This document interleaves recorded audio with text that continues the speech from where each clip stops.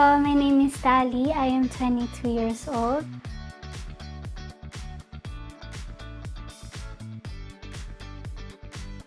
I'm a K-pop stan. Ang mga favorite kong K-pop groups, number 1 is Pentagon, LE SSERAFIM, NewJeans, Twice, Blackpink, Stray Kids, NCT, G-Idol. Nagsimula ako magkagusto dyan, 21 pa lang, kasi yung tita ko is K-pop stan siya, so doon siguro na-influence ako. Nag-start ako sa cover group around summer last year. Parang sabi ko sa sarili ko, gusto kong may gawin. Mahilig ako sumayaw, pero wala akong kasamang sumayaw. Wala akong mga friends na mahilig sumayaw, so saktong-saktong nakita ko yung post nung mga members ko dati, tapos sakto rin yung group na i-cover nila is one of my favorite groups the next year, and then bias ko rin yung hinahanap nila na part. So parang feeling ko meant to be siya na mangyari doon. I like to draw sa digital art lang. So, yung trace lang ganun. I like to paint din, pero hindi ako magaling.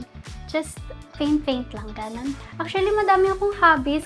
If I think something is cool, or kaya may nakita ko sa TikTok or sa internet na something, tas wala, ang galing, gagahin ko, ganun. Kaya marami akong hobby.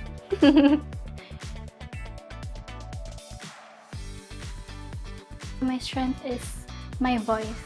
Voice ko kasi, bata pa lang ako, matagal ko talagang work out ng sarili ko kung paano kumanta. So, I'm proud of my skills now pagdating sa singing. Pinaka naglalak talaga ako is sa dancing. Kasi super lamyan ng katawan ko. Need ko lang talaga workout yung stamina ko sa dancing.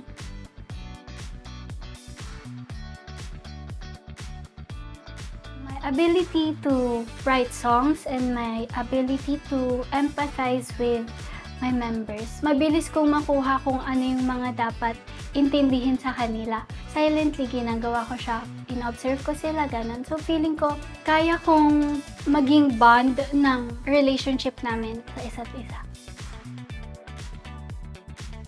Deserve ko ba mag-debut?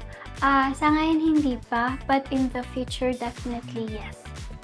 Kasi alam ko sa ngayon marami pa akong dapat matutunan, marami pang practice na dapat pagdaanan.